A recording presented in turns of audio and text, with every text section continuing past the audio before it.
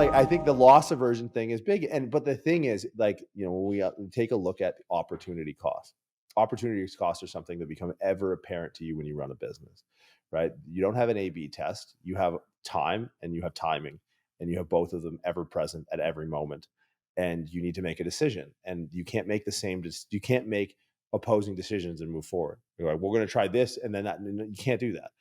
And so one of the things you factor in is this idea of opportunity cost, which is like, how long something takes to do means there's less time to do other things, right? So like, what are the opportunity costs associated with the things you're doing? Because it's not about regretting the things you're doing.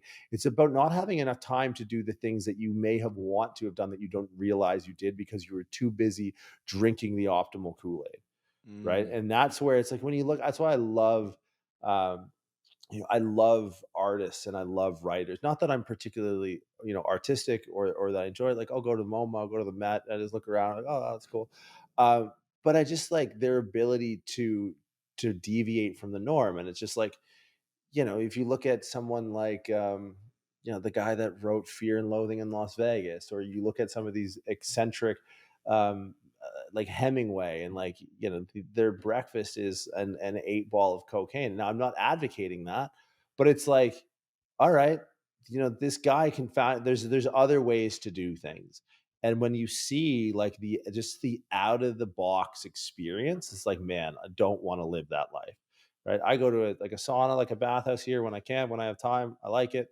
But you see the people where it's like, oh, that's your identity.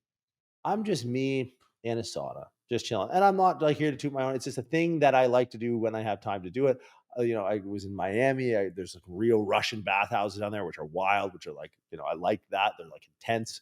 And this is like a little bit lighter, but I can tell you the next words out of this guy's mouth that's talking about, his traumas and grounding. I was like, here comes the ayahuasca talk. And, oh, there it is. And it's like, dude, you're a fucking, I got to put a quarter in you. Like, I know what you're going to say. You're like a little teddy bear at the grocery store around Easter time. I just got to squeeze your paw, and you're going to say the next hardwired phrase you learned from some bullshit podcast. And it's like, can you be a real person? And it's, at the end of the day, I think what people are going to miss, and honestly, I hope for their sake that maybe they don't wake up to it, because they've lost so much of their life to doing these practices that have just been sold to them through the vehicle of longevity or wellness or health, that it's the things they didn't have time to do. It's the opportunity cost associated with these behaviors that, really stopped you from pursuing or doing something or spending time with people. That's the big problem I have with it.